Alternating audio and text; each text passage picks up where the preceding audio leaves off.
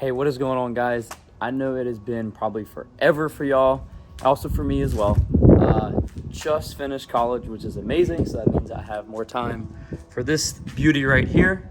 But yeah, just got back.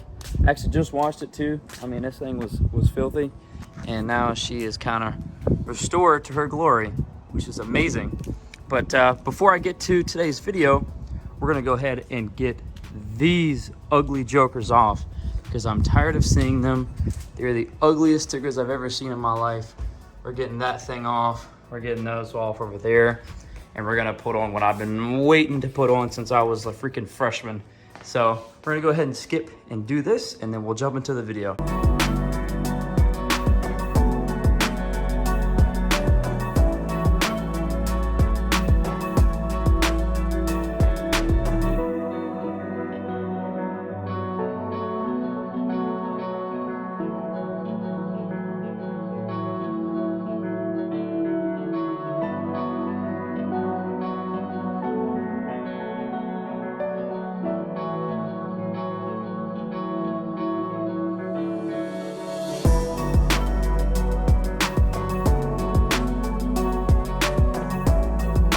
All right, now that that has been complete, which looks absolutely stunning, we're gonna go ahead and get into our video. So I had this really cool company reach out to me called AUXITO, make LEDs, all kinds of sorts. And they were like, hey, what would you want? I was like, well, I realized every single light on this truck is an LED except the tail lights. Obviously, my reverse ones are, but look at that ugliness. So today we're gonna go ahead and get rid of that nonsense and stick these lights in here. So we got 4 of them. So we got 2 in here. They come in a package looking like this. And then also I needed resistors, because I actually first installed them without these beforehand, and then I got the, oh, you have a blinker error, and they were, you know, doing the Hyperflash nonsense. So we have some resistors here.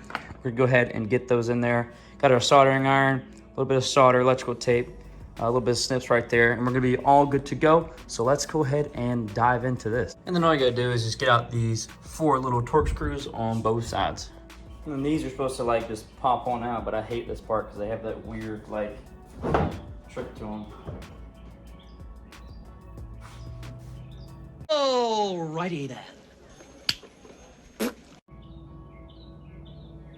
Oh, and it's the same process for the other side, but it should have that like freaking weird pop out motion. All right, and then we're gonna go ahead and just disconnect all 3 of these, even though I don't really need these 2, but we gotta take this piece off and then get into these wires. All right, y'all, so from some of the forms I've been reading, there's 3 colored wires on here. So you have your green, brown, and black. Obviously your brown, or your black is your ground. And I've read that the green is the turn signal and the brown is your running light. So in order to connect these resistors right here, what I have to do is I have to put one end on ground and then the other end on the turn signal.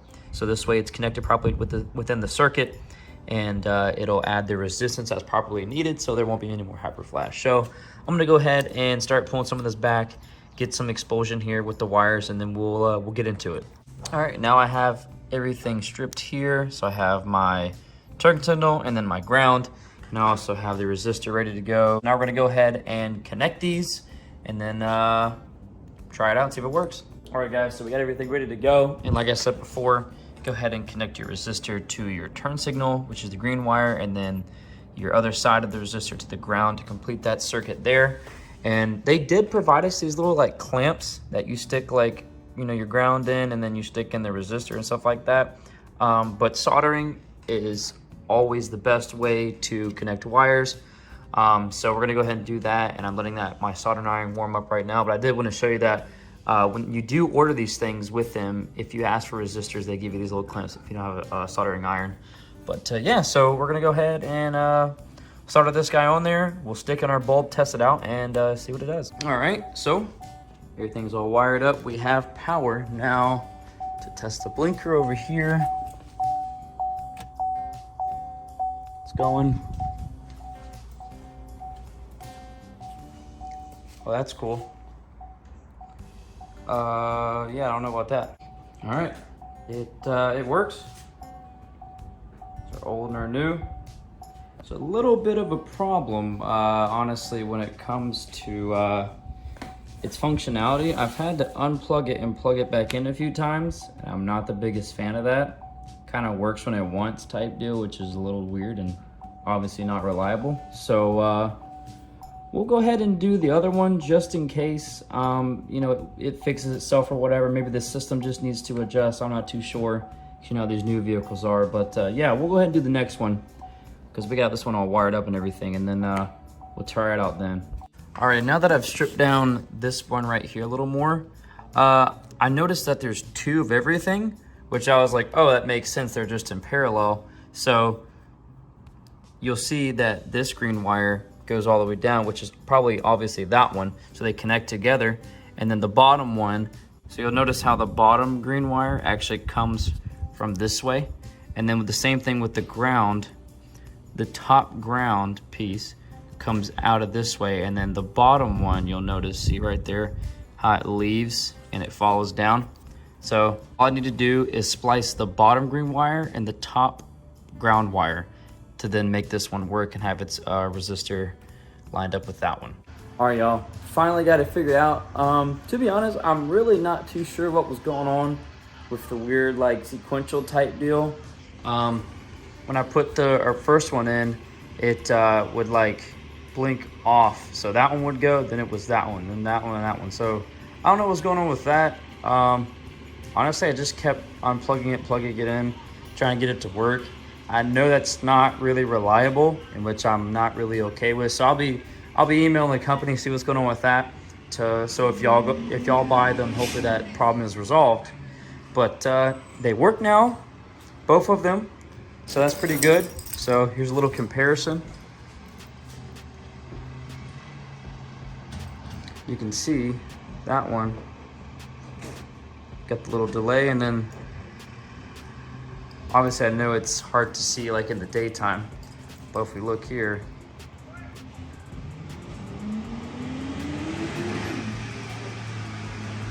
so it looks really, really good, really clean. Obviously it's gonna look a whole lot better at night, and that's when we'll do most of our after shots, but run, Forrest, run! Looking good so far. So I did all that, and also I will show you, I mounted in the resistors. All right, so if you look here, there's one in there. Have it mounted up, have it screwed in. That one's to the top light here, and then for the bottom, I have that one screwed down there. I couldn't really get that one all the way in, but I think we'll be okay. I'm not really worried. My biggest concern is that these resistors can get extremely hot. So I even taped off this wire to like the harness right here, so it's not touching this resistor, because like I said, these are going to get really, really hot. So as long as they're not touching anything, any kind of wires or anything plastic that could melt and burn, it's not going to burn the truck down, but you just don't want them to like melt anything. So I have it mounted in there, and whenever I put this thing back on, I notice they're not touching anything, so we're good to go. We're going to go ahead and go to the passenger side. I'll go ahead and skip past this, you got to watch it. And again, as you can see here, we have that one resistor mounted up there. And then we have the second one down here at the bottom. So this is all ready to go. We're gonna go ahead and mount this thing back up, test them and make sure they work. And then, like I said, I'll get back to you tonight and to see that the results. So see you then.